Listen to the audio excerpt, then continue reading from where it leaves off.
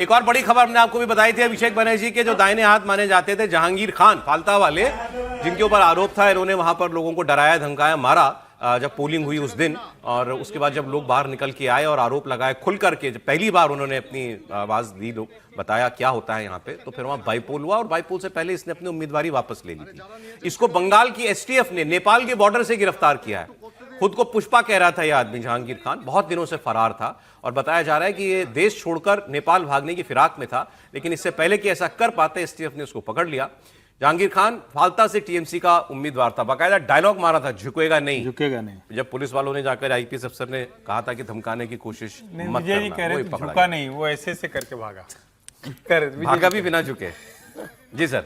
नहीं तो बिल्कुल साफ है ना, वहाँ पर टीएमसी की जो हालत है वो तो दिखाई दे रही है, आप तस्वीरों में भी दिखा रहे हैं।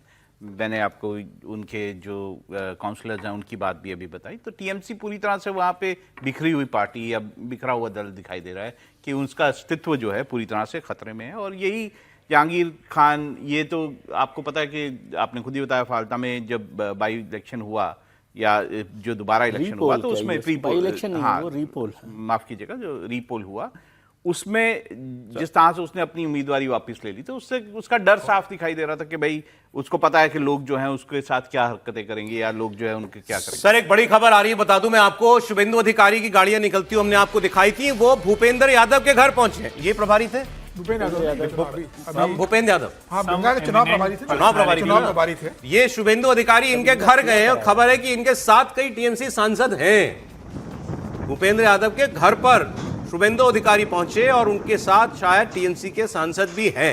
अभी हमारे संवाददाता जुड़ रहे हैं, वो इस पर आपको रिपोर्ट करेंगे, बाकायदा पूरा बताएंगे। तो ये अब तो बात मतलब बिल्कुल अंजाम तक पहुंचने वाली बात हो गई है। पहला शुभेंदु आ गए हैं वहां पर, और भूपेंद्र यादव यदि वहां पर मौजूद हैं, भूपेंद्र यादव तो पूरा इलेक्शन देख ही रहे थे संगठन की तरफ से। मेल्टडाउन कहते हैं, मेल्टडाउन, ये पार्टी पिघल गई। बिल्कुल है, पार्टी में कुछ खास बचा नहीं है। अब ममता बनर्जी हैं और अभिषेक बनर्जी ताश के पत्तों की तरह इम्प्लोड करने की बात, इम्प्लोड है, मंगाए गए कार्यालय में बुके मंगाए, बताइए कितने मंगाए गए? नहीं तो शामिल थोड़ा कर रहे हैं कि दोबारा फिर शामिल कर रहे हैं अपने में। नहीं आप खबर दे रहे हैं कि मजे ले रहे हैं इनके? नहीं, मैं तो ये कह रहा हूँ अब कुछ भी हो सकता है। तो कल सुबह आ जाएगा, यार शाम तक ही हो जाएगा 6 बजे तक, कि भाजपा मुख्यालय में। तो आप इससे अच्छा मानेंगे कि वो लोग आगे भाजपा में देंगे? नहीं, मैं तो मतलब बार बार ये कह रहा हूँ कि भाजपा की चुनौती ही इससे बचना, तृणमूल कांग्रेस के लोगों से बचना, ये भाजपा की चुनौती है। लेकिन अब अगर लोग आ ही जाएंगे तो सांसद तो इससे सांसद को लेना चाहिए, सांसद को तो लेना चाहिए। मतलब आप ये मानते हैं कि सिर्फ ममता बनर्जी खराब थी, सांसद खराब नहीं? मेरा मानना है सब खराब थे, लेकिन कई बार कांटे से कांटा निकालना पड़ता है। उनको विधायकों की जरूरत नहीं है, लेकिन सांसदों की है। सांसदों के, वही तो हम भी कह रहे हैं, सांसद चाहिए भाई। अभी बिल पास कराने, अभी महिलाओं का आरक्षण वाला है, डिलिमिटेशन है, सारे कानून है। 240 को 300 का एक प्रोजेक्ट बीजेपी के अपने, मतलब ये सब मिलाकर जो है बढ़ जाए, 350 के ऊपर कम से कम हो जाए। उसमें ये समझ लीजिए कितने लोग हो जाएंगे। राज्यसभा का एक बेनिफिट है ना सर, 20 लोग ये हो गए ना। आप मान के चल रहे हैं 20 तो आएंगे टीएमसी के, नहीं मतलब लोकसभा से आएंगे ना टोटल मिलाकर, तो 20 लोग वो हैं और 22 उनके हैं डीएमके के। 42 तो यही, तो आपने पहुंचा ही दिया लगभग। हाँ, तो वो वही प्रोजेक्ट है, तो 82 तो हो गया। अच्छा, लोकसभा की बात करें ना आप? हाँ ठीक है।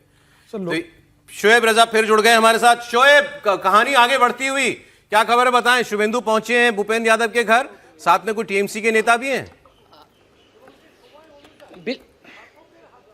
बिल्कुल, देखिए मैंने पहले ही बताया था कि इस तरह की जानकारी मिल रही है कि बीजेपी एक बड़े नेता के साथ मीटिंग हो रही है कुछ सांसदों की। तो भूपेंद्र यादव के घर पहुंचे हुए हैं क्योंकि मुख्यमंत्री, और जानकारी यही है कि अंदर, क्योंकि मीडिया बाद में आई यहाँ पर फॉलो कर रही है मीडिया, लेकिन सांसद जो टीएमसी के वो बता नहीं रहे कहाँ जा रहे हैं, किससे मुलाकात उनकी है। तो फॉलो करते करते मीडिया जब पहुंची तो पता चला कि अंदर यहाँ पर चूंकि मुख्यमंत्री है तो कुछ सांसद भी टीएमसी के अंदर है। अब देखना यही होगा कि कौन कौन सांसद अंदर है, जब बाहर निकलेंगे और मुख्यमंत्री उनके साथ निकलेंगे। लेकिन ये कहानी अब दिलचस्प इसीलिए होती जा रही है राजनीतिक तौर पर कि कोलकाता में हमने देखा कि वहां पर टूट थी, अब सांसदों में एक बड़ी टूट नजर आने लगी है। और वो अब जमीन पर दिखाई देने लगी है। बीजेपी के साथ इस तरह से अगर सांसद जा रहे हैं, उनके साथ बैठ रहे हैं, तो ये बड़ी टूट का इशारा है और हो सकता है कि आने वाले दिनों में लोकसभा स्पीकर से भी मुलाकात करे कुछ सांसद और वहां जाकर फिर अपना समर्थन की बात करे कि हमने जो टीएमसी के साथ है हमारा समर्थन अब नहीं है। यह तमाम चीजें देखना होगा कि क्योंकि इसमें कुछ ऐसे दाव पेच भी होंगे कि कहीं उनकी सदस्यता ना चली जाए। ये इसलिए टू थर्ड मेजोरिटी, लेकिन ये आप सुन रहे हैं वहां पर ग्राउंड पर कि टीएमसी के लोकसभा और राज्यसभा दोनों के सांसद जो हैं वो बीजेपी के टच में और ये जाएंगे उधर। बिल्कुल, देखिए यही नजर आ रहा है। जिस तरह से सुबह हमने देखा कि सुखेंदु राव का इस्तीफा हुआ, उसके बाद वो जब अपने घर पहुंचते हैं तो वहां 5 सांसद उनसे मुलाकात करने पहुंच जाते हैं, तो वो यही समर्थन दिखा रहे हैं कि अगर सुखेंदु राव इस्तीफा दे रहे हैं और उनसे मिलने जा रहे हैं तो यानी कि 5 जो बाकी जो उनसे मुलाकात करने सांसद गए वो उनके साथ है।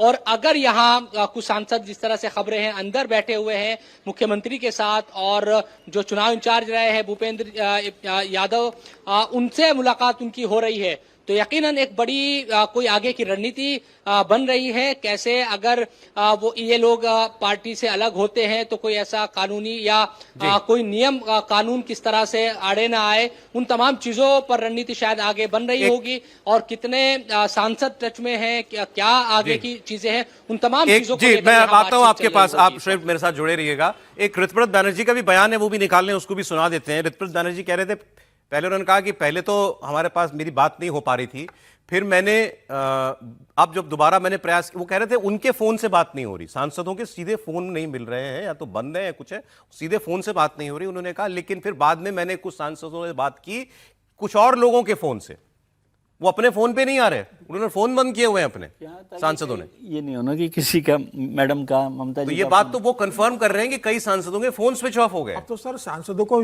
चुनाव लड़ने से भी डर नहीं होगा। वो कहेंगे भाई भारतीय जनता पार्टी अगर वो इस्तीफा देंगे, फिर से चुनाव होगा तो उपचुनाव में वो चले जाएंगे लोकसभा का लड़ने के लिए, क्योंकि उनको पता है कि 2 साल बाद वो टीएमसी के सिंबल पे चुनाव नहीं लड़ सकते ममता बनर्जी के चेहरे पे, तो वो इस्तीफा भी दे देंगे। अगर 2/3 नहीं हुआ, इस्तीफा देंगे, उपचुनाव होगा और बीजेपी के साथ चुनाव लड़ेंगे, या बीजेपी किसी और कैंडिडेट को उतार देगी। ये तय है कि अब सांसदों ने तय कर लिया है कि अगर 2/3 नहीं हुआ तब भी पार्टी छोड़ना है। 20 लोग चाहिए अगर एंटी डिफेक्शन से बचना है। छोड़ देंगे ना। इतनी बुरी हालत में क्या ममता बनर्जी से उम्मीद की जा सकती है कि लोकसभा चुनाव वहां पे उपचुनाव जीतेगी? भारतीय जनता पार्टी निश्चित रूप से उपचुनाव जीतेगी और भारतीय जनता पार्टी इसके लिए तैयार है। पार्लियामेंट्री सीट छोड़ना इतना आसान काम नहीं होता ना, मतलब उनको तैयार करना इस बात के लिए, भले ही ये हो। वो जो हालत है उसमें तो वो चाहते हैं कि भारतीय जनता पार्टी अलग दल ही बना। नहीं, मैं वही कह रहा हूँ, इसलिए एंटी डिफेक्शन के लिए भी इसलिए जरूरी है क्योंकि सबकी हिम्मत नहीं होती ना कि लोकसभा राज्यसभा में तो दिखाई दे रहा है।